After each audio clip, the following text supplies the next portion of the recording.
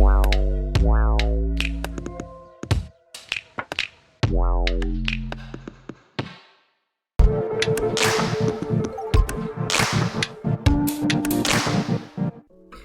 chicos, bienvenidos nuevamente a un capítulo de Dramatical Review. ¡Yay! Primero que todo, quiero agradecer a todas las personas que han estado viendo el programa estos días. Me han llegado muy buenos comentarios, eso me alegra mucho, me alegra que les haya gustado los primeros capítulos. Y también me han llegado hartos comentarios, críticas constructivas que me van a ayudar y me van a servir mucho para poder traer lo mejor y cómo mejor puede hacerlo para ustedes. Así que eso, primero, muchas gracias a los que han estado viendo. También agradecer a la casa televisiva Energeek por darme este espacio de poder sobreanalizar y hablar estupideces enfrente de una cámara. Así que muchas gracias al grupo de Energeek. Los quiero mucho. Eso. No sé si han estado los últimos capítulos la persona que está viendo en este instante. Pero en los últimos capítulos divagué bastante sobre temas en general sin tocar realmente ninguna serie demasiado rato o ninguna película demasiado rato. Y hoy en el tercer capítulo por fin le voy a dar el nombre que se merece a esto y voy a hacer una review. Bueno, vamos a ver qué tan review es, porque en realidad ustedes saben, a mí lo que me interesa es el análisis de fandom y cómo las cosas llegan a ser como llegan a ser. Y si llegaron aquí por el título, también me parece el doblemente de interesante porque el día de hoy vamos a hablar sobre Guardianes de la Galaxia, Shazam y el arte de no tomárselo en serio. Sé que hay algunas personas que ya pueden que estén comentando por ahí. Dicen, ¿cómo se atreve a decir eso de las películas? Mi película favorita. Bueno, ya vamos a llegar ahí. Espero poder convencerlos de aquí a la hora de programa y si no, bueno, ya me convencerán ustedes a mí a través de los comentarios. Pero partamos. Lamentablemente me encantaría partir con la review de ambas series. Sin embargo, yo creo que hay bastante que decir respecto al contexto de por qué mi teoría de que Guardianes de la Galaxia y Shazam trajeron de vuelta algo que se había perdido, que es el arte de no tomárselo en serio. Y para eso hay que retroceder un poquitito, no a la fase 1 de Marvel, un poquito más atrás, no a la publicación de la película del 2003 de los X-Men, sino un poquitito más atrás. No tampoco a las películas de Batman, un poquitito más atrás. Por ahí por los años 60, con la creación del cómic en Estados Unidos. Sí, voy a dar la lata, voy a hablar de historia nuevamente. Pero bueno, así nací. ¿Qué puedo hacer? Aparte que creo que es importante, de verdad que sí. ¿Qué pasa en los años 60? En los años 60 en Estados Unidos nacen y es esta era de oro de los cómics estadounidenses. Los cómics estadounidenses ya venían su rato peleando, pero aquí es donde se hacen popularmente conocidas grandes empresas que empiezan a sacar de forma masiva cómics y se empiezan a imponer en la industria del cómic estadounidense, que es por un lado Marvel Comics y por otro lado DC Comics. Si ahondan un poquito en la historia de cada una, se van a dar cuenta que sus primeros cómics tenían personajes tremendamente estereotipados que cumplían una función súper específica al contar una historia, que tenía unos valores súper idealistas de cómo se supone que tenía que ser el ciudadano y por lo tanto eran héroes. ¿cierto? Y estoy hablando de personajes como Capitán América y como Superman, que representan estos valores que el estadounidense quería imponer en la población.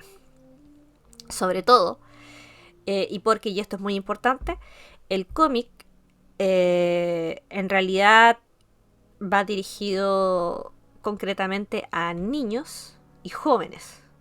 Y por lo tanto, como va concreto a niños y jóvenes, también tiene cierto valor educativo en cuanto a la formación de valores y paradigmas en la mente de los lectores, ¿cierto? Tan pequeños, de estas pequeñas generaciones, que estaban aprendiendo a través de eso. Por ejemplo, en los años 40, con la aparición de Capitán América, ¿cierto? A aprender sobre el patriotismo americano, la importancia de ser estadounidense. Los mejores ciudadanos ever. Y todas esas cosas.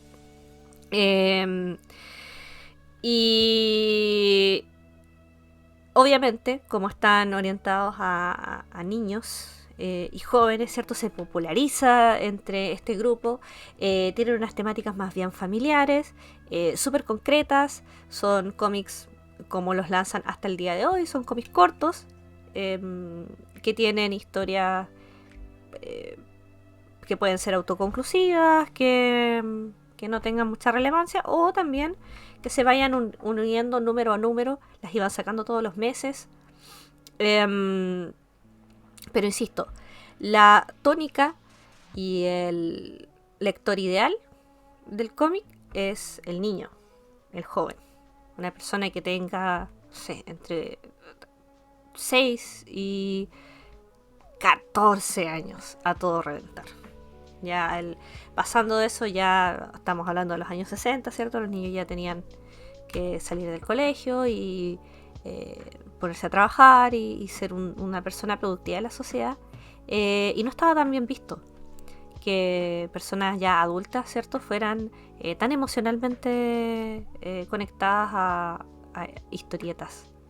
Porque, bueno, ya son adultos y tienen que dejarlo ir. Ahora, esto es en Estados Unidos. La historia en el mundo no es exactamente igual. En Europa, por ejemplo, la historia del cómic se desarrolló de una forma completamente distinta a cómo se desarrolló en Estados Unidos. En Europa fue más bien visto como una forma de arte, como una nueva forma de arte. Por lo tanto, eso dio pie y espacio para que se explorara el cómic más allá de un producto para personas jóvenes, para niños o para jóvenes. Y se dieron el espacio y la oportunidad para poder trabajar más bien con otros tipos de temáticas que fueran más adultas, y voy a poner esto entre comillas, ¿cierto? Con una temática más compleja, con unos mensajes que igual le incumben más al mundo de los adultos que al mundo de los niños y jóvenes. También podrían incluir, no sé, temática erótica, pero en realidad no, eso no es necesariamente una característica.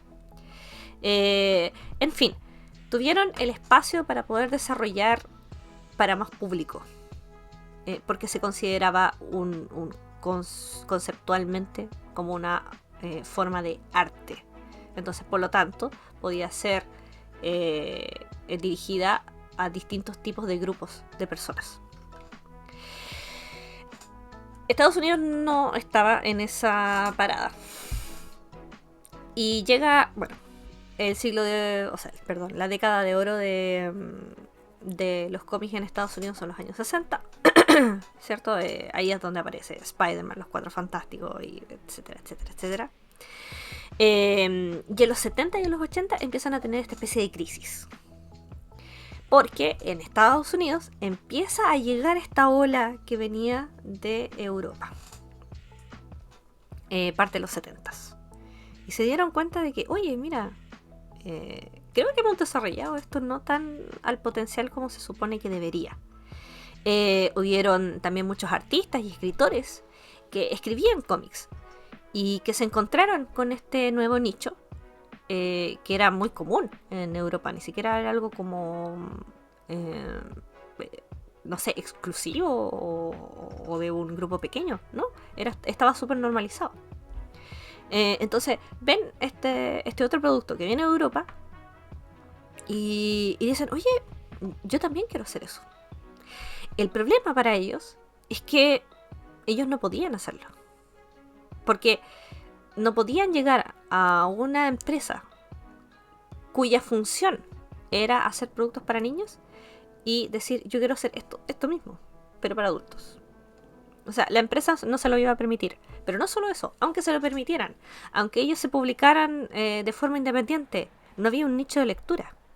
Porque también había un conocimiento como cultural en Estados Unidos de que los cómics eran para niños. Y esta cuestión, quiero ser bien enfática de que encuentro que es muy de Estados Unidos.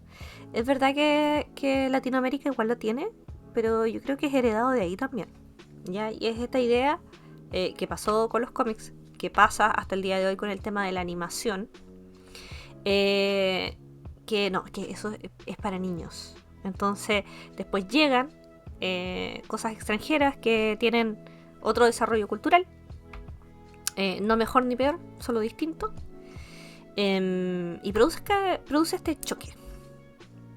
Yo me acuerdo, por ejemplo, cuando era niña, que vi Evangelion en la tele, en la tarde. Evangelion. No sé, lo daban a las 7 de la tarde. Que ya, está bien, no es a las 4 de la tarde, pero igual es un horario familiar.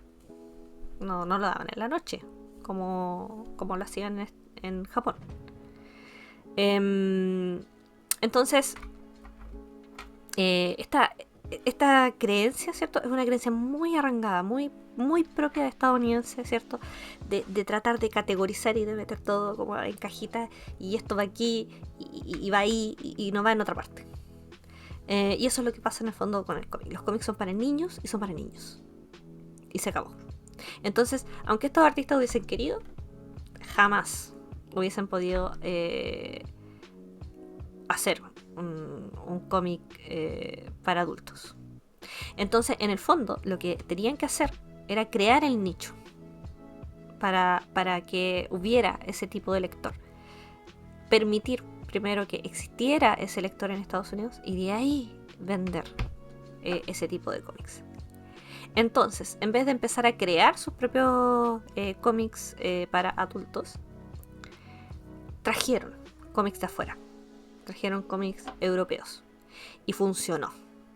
Porque a partir de esos cómics europeos se creó este nicho de personas que estaba interesado en los cómics. Y aquí quiero poner un énfasis. Las personas adultas que estaban interesadas en este tipo de cómics eran por lo general personas que habían sido fans de los cómics cuando eran niños, ¿cierto? Y era un nicho que, debido a un tema cultural, habían tenido que dejar ir. Pero si hay un espacio de cómics que es para ti, para el tu adulto, entonces tal vez no lo tengo que dejar ir, ¿cierto? Entonces son un grupo de adultos que están recién entrando a la adultez que no quieren dejar ir ese pedazo. Y son el nicho que se crea en torno a este nuevo tipo de cómic para adultos, al que los estadounidenses se sumaron después, creando cosas nuevas. Ahí aparece Mouse, por ejemplo. Y recopilan en unos tomos grandes que se venden como libros, son como bien densos, tienen harto... no tienen tanto efecto como los cómics, sino que están más cargados de texto y tienen temas densos, etcétera, etcétera. Y fue a lo que eventualmente se le llama novela gráfica, ¿cierto? No, es que, a ver, señora, esto no es un cómic, esto no es para niños, esto es una novela gráfica, ¿ya? Y la boca te queda ahí mismo. Es para adultos, no es para niños. Y se hace esta distinción. A la novela gráfica le empieza a ir bien. después, aparte de que descubrieron que en Europa se había hecho desde siempre así, más encima, Japón estaba haciendo lo mismo. Había partido como Estados Unidos, pero también había aprendido bastante temprano que el cómic tenía un potencial tremendo. Entonces también redirigieron audiencias y las ampliaron. Entonces empiezan a aparecer y a presionar y a popularizarse este tipo de historias que son más bien dirigidas a los adultos que sí consumen dinero. Y bueno, 70s, 80s y Marvel Comics ve eso, DC Comics ve eso y dice, qué buena idea. Sí, pues porque yo le estoy vendiendo un pedazo así de personas. Una vez que estas personas llegan a una cierta cantidad de edad, dejan de convertirse en seguidores míos. Pero si yo me uno a la fiesta, este parámetro sí va a ser así. Significa más venta, más plata. Es cierto que tanto Marvel como DC tomaron historias aparte, que sí se preocuparon de crear en un formato más bien de novela gráfica, pero no fue lo que mayoritariamente se hizo. ¿Qué se hizo? Se tomó cómics que ya existían, como el de Spider-Man, por ejemplo, y crearon como estos compilatorios, básicamente, que vendían en un pack así grueso como novela gráfica. Ya, no es que tomaran tampoco exactamente los cómics que ya habían vendido anteriormente, sino que podían ser reestructuraciones de historia. También podrían ser orígenes. Hay un cómic al que le fue muy bien, que es el cómic del origen de Venom. Más o menos como por los años 70-80, que se vendió como novela gráfica. Y es Venom, o sea, es un personaje de un cómic orientado a niños y jóvenes, que es Spider-Man. Y le dan todo este tinte oscuro, denso, etcétera, etcétera. DC hizo exactamente lo mismo. Ya con, no sé, compilados de Batman y orígenes de X villano, B villano, etcétera, etcétera. Entonces, eso también a su vez permitió que personas que habían dejado ir, ¿cierto? Los cómics con adultez volvieron. Porque ahora ya no es para niños, ahora es para adultos. ¿Por qué estoy contando esto? ¿Y qué tiene que ver esto con Guardianes de la Galaxia y Shazam? Porque yo creo que este es un nicho que se formó en los 70 y 80 y no se ha ido hasta el día de hoy. ¿Ya? Y es básicamente este grupo de personas que se aferra a la idea de que hay ciertas películas de superhéroes que son para niños y ciertas películas de superhéroes que son para adultos. Y que son en el fondo audiencias que se tienen que mantener en cierto modo separadas. Y eso proviene de una recepción errónea de lo que significa ser niño, ser joven y ser adulto. Y ser adulto mayor. ¿Ya? Que tiene que ver con un fenómeno antropológico llamado adultocentrismo. Es básicamente esta situación de poder hegemónica en la que se encuentran los adultos, ya que el mundo y la sociedad está hecho a su antojo. Ya son ellos los que dirigen, son los adultos los que tienen el poder, y por lo tanto el adulto, en comparación a otras personas en otros tipos de etapas de vidas distintas, se encuentran en desventaja porque no es un mundo creado para ellos, es un mundo creado para los adultos. Tiene bastantes consecuencias. La gente cree que el adultocentrismo se entiende sola en oposición a los niños y a los jóvenes, o sea, gente que son menores que él, pero no, también afecta, por ejemplo, a los adultos mayores, y todos lo sabemos, sea, sabemos que eh, una vez que los adultos mayores se jubilan y salen y dejan de trabajar, como que la sociedad no sabe qué hacer con ellos. Eh, no hay espacio para ellos. Y es un problema. Y tiene que ver con el adultocentrismo. En el caso de los jóvenes, y lo que más nos incumbe para la review de hoy, tiene que ver con el hecho de esta idea errónea que tienen los adultos de que los niños son personas incompletas, como personas que están a medio coser y que no entienden la mayoría de las cosas que pasan a su alrededor. Y que, ¿qué sabes tú? Tú no sabes nada. Sobre todo porque los adultos también, a medida, todos, me incluyo, a medida que vamos creciendo, vamos como olvidando las cosas que vivíamos cuando niños y lo que se sentía ser niño. Pero los niños también son personas completas. No porque vivan menos que los adultos significa que ellos no puedan sacar conclusiones de los mensajes que ven en las historias que ven. No significa, por ejemplo, que sus sentimientos respecto a las cosas sean menos válidos que el resto.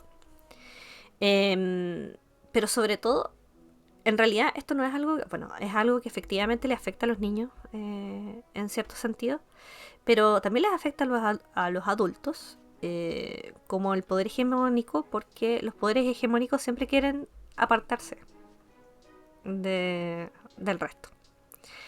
Entonces hay una necesidad, consciente o inconsciente, de los adultos de decir, esto es para ese grupo y esto otro es para mí.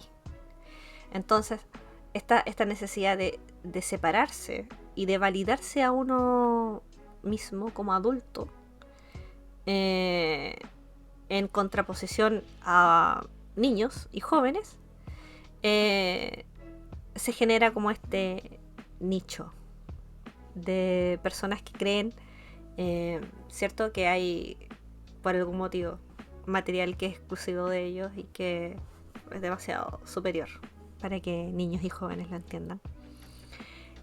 Pasa en todos los sentidos de fandom, de libros, de series, etcétera, pero específicamente también de los cómics y la animación. Y yo creo que, en lo personal, todo este problema, que voy a hablar en la segunda sección porque ya me gasté toda una sección dando la introducción del tema, todo este problema deriva de ahí, ya deriva de esta necesidad de las personas adultas de separarse de los gustos de los niños y los jóvenes, porque ellos son grandes y saben lo que les gusta y los otros no, porque son personas incompletas. Y todo este nicho que se crea por el adultocentrismo en el cómic, que tal cual se copia y se pega en el mundo de los superhéroes que nace desde los cómics. Y en el fondo el fandom es exactamente el mismo, ¿ya? Hay personas que jamás han leído un cómic y les gusta solamente las películas de Marvel, pero créanme que es un tema del que también hay que tocar y que nos incumbe para esta review, porque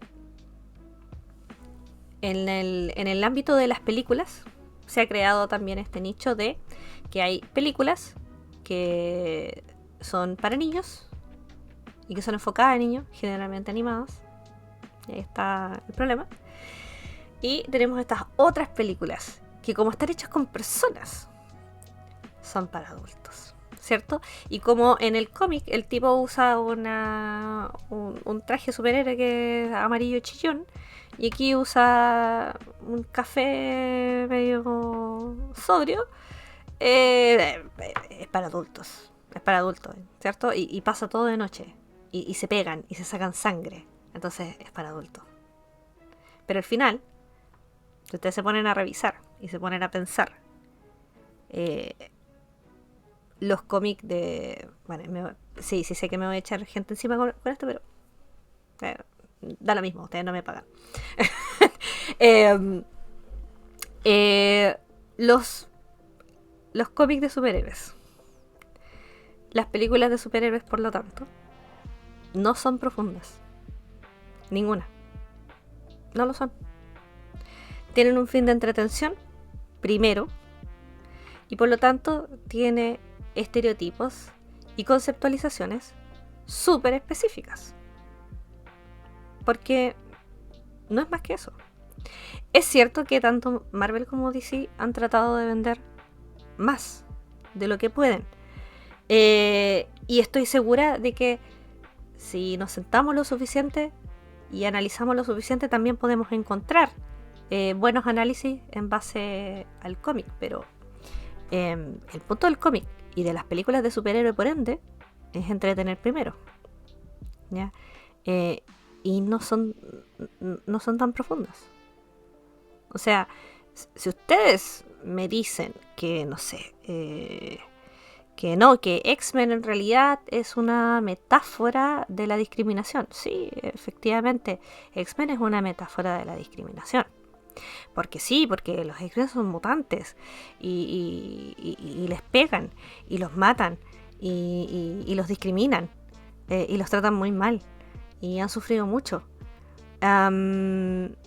Entonces, en realidad, sí, son mutantes y son azules y algunos vuelan y algunos tiran rayos por los ojos. Pero al final, el mensaje de los cómics de X-Men es un mensaje muy profundo, y es que la discriminación es mala. Sí, lo entendí yo y lo entendió mi sobrino, que tiene 12 años, y probablemente también mi sobrina, que tiene, no sé, 7. O sea, en realidad no hay una conceptualización que sea tan profunda. Insisto, si escarbamos lo suficiente, obviamente vamos a encontrar, porque todo producto artístico que sea creado por un ser humano, ¿cierto? Se le puede sacar análisis sociales y culturales. Además, cuando uno mira lo suficiente a algo, eso te mira de vuelta. Entonces, al final, los análisis que la gente termina haciendo son reflejos de sí mismo. Pero eso es cuento para otro día. Quiero terminar la sección con esa reflexión. Los cómics de superhéroes y las películas de superhéroes no son profundas. No son la última análisis y disección de los más oscuros secretos de la humanidad. No lo es. Entonces, si no lo es, ¿por qué seguimos fingiendo que lo son? ¿Por qué? Y quiero hablar de eso en la próxima sección. Así que por favor no se vayan. Sé que todavía no he hablado de Chazami y Guardianes de la Galaxia, pero juro que lo voy a hacer a la vuelta. Así que por favor no se vayan. A la vuelta vamos a seguir hablando de esto.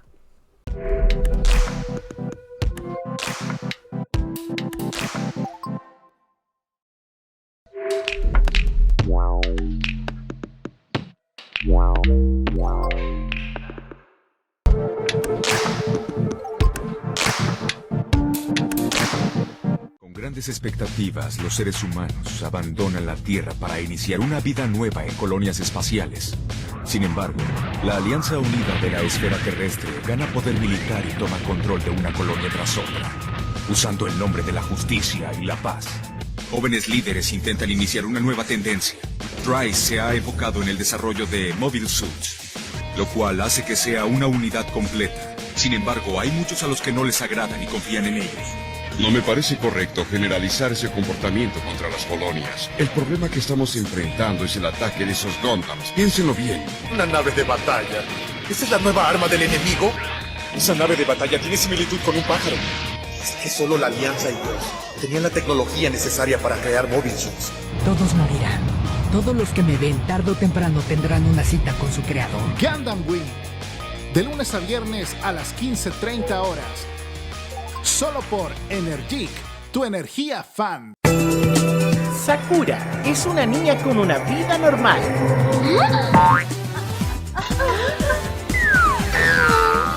Pero un extraño suceso lo cambiará todo.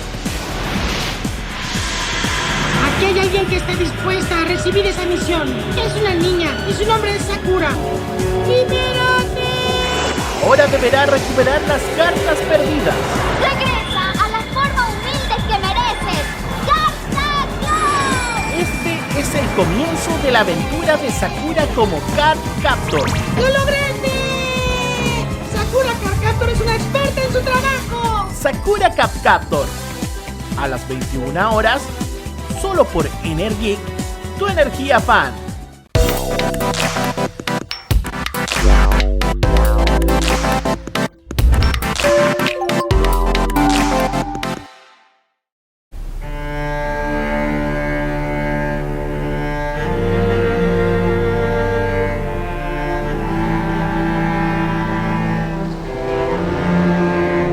Hay dos opciones.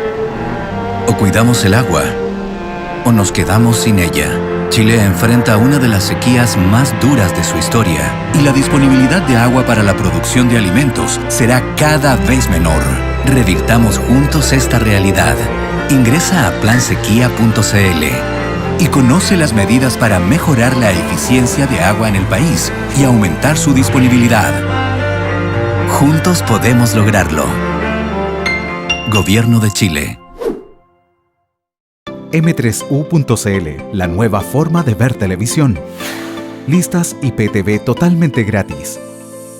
Canales internacionales, regionales, noticias, películas, series, música y mucho más. La mejor alternativa a la televisión tradicional. Canales originales e independientes. Nos puedes ver donde quieras en nuestras múltiples plataformas. M3U.cl, la nueva forma de ver televisión.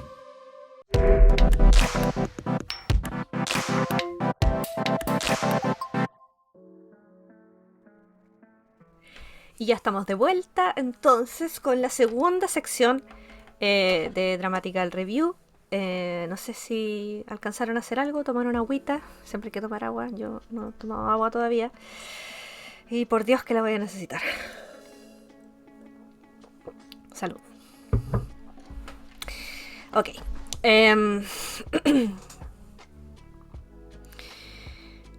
No sé si se acuerdan del X-Men del 2003. También con una tonalidad bastante grisácea. Pero sumando y restando también tenía una trama que era bastante sencilla de entender.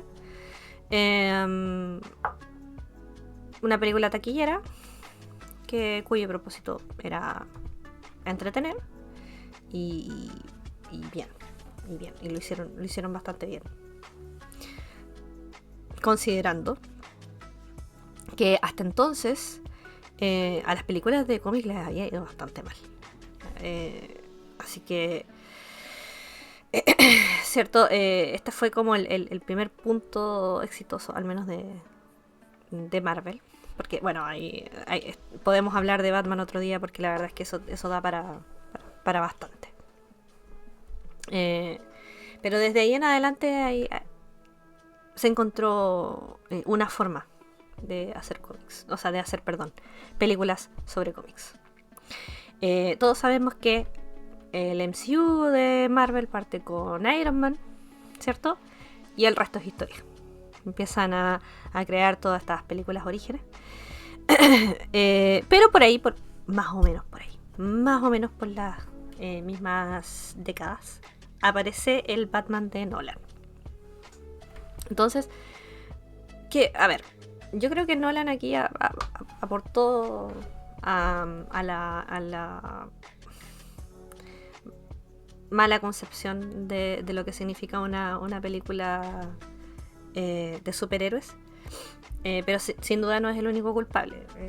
Aquí fueron una serie de cosas que se dieron alrededor de la primera década del 2000 hasta el 2010, incluso hasta el 2012, que es cuando se estrena los Avengers, y ahí marca un antes y un después en la historia de las películas de cómics. Y es esta sensación la misma, vuelve a pasar lo mismo que pasó en los 70, en los 80, ¿cierto? De que las películas de superhéroes no son para niños. No son películas familiares. O sea, pueden serlo, no las vamos a poner en R. Pero son películas para adultos. O sea, si las miras bien, son películas es que por favor, mira los tonos grises de esta película. Mira, esta película pasa de noche, los niños están durmiendo solos. No, pero fíjense bien, fíjense en la forma en la que está construida las películas de Nolan. Y quiero que piensen en este concepto, que por ejemplo en el caso de Batman, que es un superhéroe que yo quiero mucho. Batman es literalmente un millonario que se viste de murciélago y le pega a delincuentes que tuvieron, por cierto, una vida bastante más horrenda que él. Y eso. Y esa es su forma de ayudar. O sea, conceptualizando el personaje en términos muy generales, es eso. Y luego miren, con eso en mente, miren las películas de Nolan y vean lo en serio que se toma el rol que tiene Batman. No busco reírme de Nolan para nada. Si a ustedes les gustan las películas de Nolan, está bien. No es mi intención aquí decir quién tiene mejor gusto o peor gusto. A lo mejor yo tengo mal gusto, ya dejémoslo así. Pero lo que quiero que entiendan en el fondo es que se toma muy, muy en serio a sí mismo. Es una película que se quiere tomar muy en serio a sí misma. El tono te lo dice muy... La paleta de colores que usan, la música que ponen, las tomas que se eligen, la intensidad con que se entrega el guión, porque si ustedes leen el guión solo, se van a dar cuenta que tan profundo no es. ¿Cierto? Pero la forma de la performance, la lista de nombres de los actores que se trae también, que no es menor cosa, todo esto empieza a generar como una sensación de que aquí hay mucha plata, esto está haciendo con una seriedad terrible, y también está mi fantasma sentimiento de este personaje al que a mí me gusta mucho y que yo considero muy importante en mi vida, y aprendí mucho de él, aprendí cosas de él, aprendí valores de él, aprendí buena narrativa de este cómic o de esta serie o de esta película, y quiero que la gente entienda por qué mi conexión emocional, y yo creo que fue ese el sentimiento el que hace las películas como la película de Nolan, la película de Zack Snyder, las películas orígenes de Thor, de Capitán América, que son de verdad, o sea, tú véanlas, o sea, se toman a sí mismos tremendamente en serio, así como que de verdad que es como que si estuvieran contando la historia más importante del universo. Y aquí se empezó a dar algo, ya a la gente le gustó esta perspectiva, le gustó esta perspectiva de adulto. ¿Por qué? Porque le gusta sentirse separado de esta conceptualización infantil, ¿ya? Y tienen que hacer sentido que a sus 20 y tantos años todavía les siga gustando. Entonces, esto no es para niños, es para adultos. Y de ahí viene toda la conceptualización. Entonces, claro, ya tienen esta forma, ¿cierto?, de tratar de probar de alguna forma que esta película tiene sentido que les guste. Tiene sentido que les guste porque es profunda. Porque es muy, muy, muy profunda. Y importa mucho. Es demasiado importante su mensaje. Que es un mensaje tremendamente genérico. Que puede entender cualquiera, pero es muy importante. Por favor, mira la paleta de colores. el slow motion de Zack Snyder, por Dios. Ya, me estoy enredando. Y empiezan a hacer esto. Y aparece luego de Avengers, ¿cierto? Y la importancia, ¿cierto? Que tiene y bla, bla, bla. Y de lo en serio que se toman, aparece Tim Gunn. Que sí, Tim Gunn funado. El funado de Tim Gunn. Y le encargan esta película de Marvel en la fase 2. De un grupo de personajes de cómics de Marvel que la gente como que no conoce mucho. Eso también es bueno, y actúa en ventaja para Tim Gunn porque le dio la libertad de poder elegir cómo contar la historia. Y además le quitó presión, ya, porque no era lo mismo hacer una película, ¿cierto? De personajes desconocidos como lo eran los Guardianes de la Galaxia. No sé, hacer una película de los Cuatro Fantásticos, que en el fondo han funcionado como han funcionado a base de presión. Han funcionado mal, por cierto. Entonces, claro, tiene esta libertad, ¿cierto? Tiene esta poca presión. Y menos mal que se les ocurrió darle el espacio a Tim Gunn para hacer así como, bueno, hace tú la conceptualización que quieras. Y yo creo que el acierto de Tim Gunn fue entender cuál era el tono para la película. Y para entender el tono de la película, creo que tuvo que entender que a veces lo que el fan dice que quiere no es necesariamente lo que quiere. Y él lo ha dicho en entrevista. Su intención completamente fue cambiar el tono, porque él no quería, mirando la película, él no quería sentirse como se sentía cuando veía Batman, que es como un adulto mirando Batman, tratando de hacer un sentido tremendamente profundo a lo que está mirando. No era eso lo que buscaba. Él quería sentirse como se sintió cuando tenía 8 años o 9 años y fue a ver por primera vez Volver al Futuro al cine, ¿cierto? En donde, o sea, Volver al Futuro está lleno de hoyos argumentales, llenísimo. O sea, podría estar hablando todo el día de eso. No importa, es divertido. Es divertido, te hace imaginar, te hace emocionarte, y lo pasas bien, y es un buen recuerdo en tu memoria. Y eso era lo que quería Tim Gunn.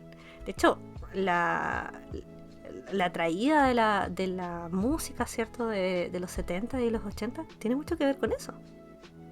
Con este deseo de generar este sentido de nostalgia y de sentarse ahí a mirar una película y pasarlo bien. Eso era todo. Y yo creo que, o sea, sí, está funado, bla, bla, bla. Pero persona aparte, creador aparte. Lo eligió bien, lo escogió bien, el cast estaba bien escogido, el cast entendió también qué era lo que había que hacer, y lo hicieron espectacular. Y si ustedes ven en la estadística, a Guardianes de la Galaxia les fue bastante bien. Les fue excelente.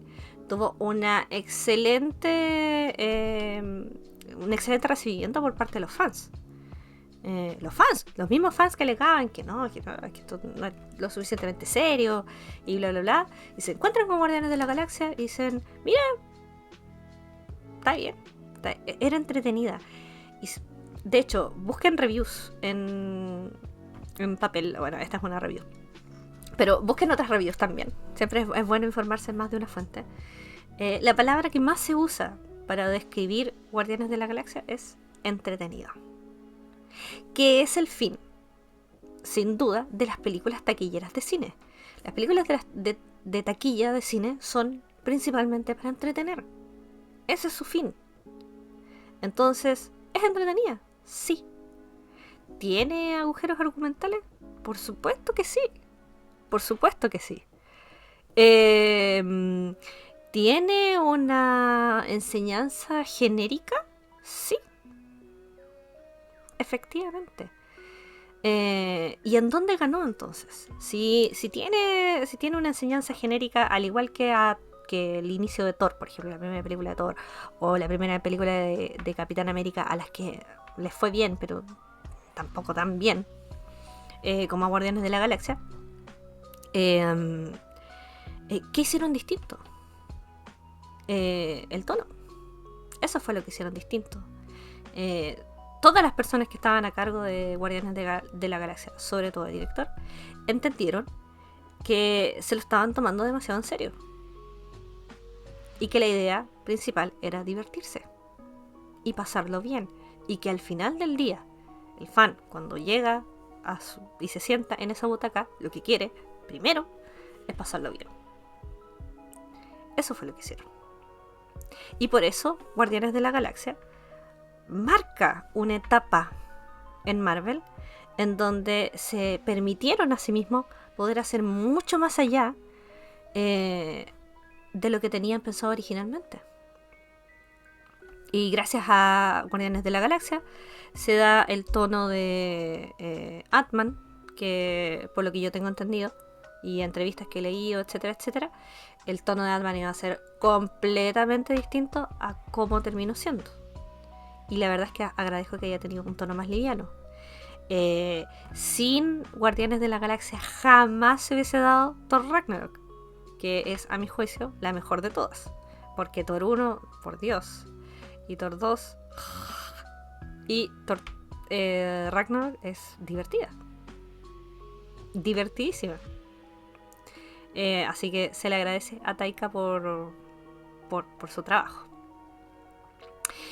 En el tiempo en el que Guardianes de la Galaxia pasaba por esa etapa, en DC estaba pasando algo completamente distinto. Porque recordemos que en las películas que empiezan este tono profundo de seriedad son las películas de Nolan,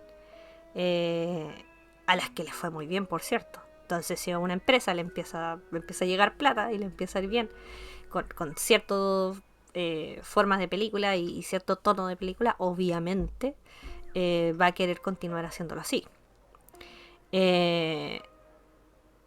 Entonces, DC se demoró un poquito más en llegar ahí. Y pasó, ¿cierto? Con, bueno, las 3 películas de Nolan. Después Hombre de Acero, que quedó a manos de Zack Snyder. También una película que se toman tan en serio y tiene una trama horrible, agotadora, monótona, malísima, mala, con ganas. Y no es culpa de los actores, hay guión y dirección horrible. Y bueno, a Hombre de Acero la criticaron hasta el cansancio, ¿cierto? Y toman estas críticas para después hacer Batman vs Superman. También una película que se toma muy, muy en serio. Es tan importante. El barco que viene con Krypton. Por Dios, el Lex Luthor de Batman vs. Oh, por Dios, ya, pero... ¿Por qué hablo de cómics? Porque después me enojo sola. ¿Cierto? Con este tono lúgubre que ya casi me hace vomitar en Hombre de Acero y en Batman vs Superman. O sea, no pude ni eso porque no se veía nada. Entonces, todo el rato tratando de ver qué estaba pasando. Que también esa cuestión de la noche la hacen por el tema del CGI, porque es más fácil editar. Pero bueno, esa es otra historia. Así que sí, se demoraron un poco más en llegar. la creación también de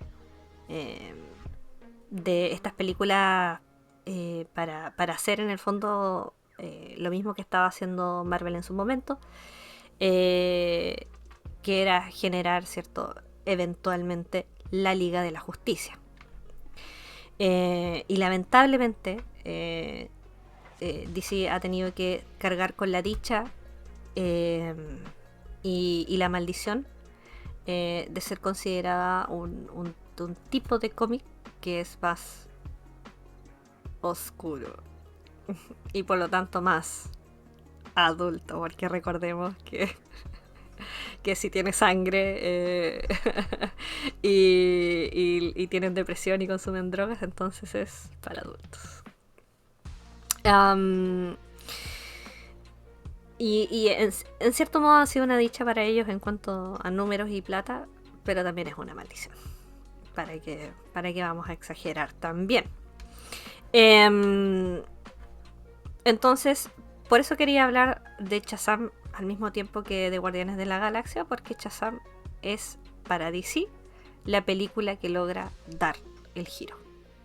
Ya fue la película a la que se le permitió y las circunstancias son casi iguales. Bueno, en realidad Shazam, o al menos yo lo conocía más. Bueno, no, yo no cuento porque yo sí leo cómics, pero yo tengo entendido también de que Shazam, al menos en Estados Unidos, es más conocido. De hecho, tuvo hasta una serie animada. Pero, claro, en comparación a otros nombres de DC como Batman, como Wonder Woman, como hasta Linterna Verde, hasta Green Arrow, que creo que ya había empezado esa serie cuando sale Shazam. Claro, relativamente menos conocido. Así que, claro, primer elemento que tienen similar, ¿cierto? Un cómic que no era tan conocido, por lo tanto no tenía tanta presión. Y el otro elemento importante es que gracias a todos los cielos, ¿cierto? También la empresa les dio el espacio para generar una película con otro tono, porque en el fondo no tenían mucho que perder con un superhéroe poco conocido por el mainstream. Así que le dan ese espacio para poder explorar, y de nuevo es un director que nuevamente entiende cuál es el punto de hacer películas de superhéroes, que es entretener, y crea una película que es entretenida. ¿Es profunda? No, porque es una película de superhéroes, no tiene que serlo. Es muy, muy entretenida. Te deja satisfecho. No tiene enormes técnicas cinematográficas, porque no es el punto. Son películas de taquilla. Y por Dios santo, entiendan eso. Y gracias a Shazam se empiezan a dar películas de distinto tono en DC de ahí en adelante. Y de hecho voy a ser muchísimo más concreta. Peacemaker se lo debemos a Shazam. Así de fácil. De nuevo, revisen los reviews de Shazam. La palabra que más se usa es entretenido. ¿Ya? Hice otra cosa, investigando sobre la forma en la que afectó Guardianes de la Galaxia y Shazam al mundo de los cómics. O sea, perdón, a las películas hechas en base a cómics. Me di el trabajo. Sí, no puedo decir otra cosa. Me di el trabajo de investigar malas reviews de Guardianes de la Galaxia y de Shazam. Y adivinen cuál era la palabra que más se usa para insultar a películas como Guardianes de la Galaxia y Shazam. Es la palabra infantil. Esta película es muy infantil, es muy plana. No tiene ningún mensaje profundo del que nos podamos creer para decir que vemos películas de cómic profundas porque somos adultos. La palabra infantil es lo que más resuena en los comentarios negativos. Y eso dice mucho del adultocentrismo de las personas que se toman con tanta seriedad las películas de cómic.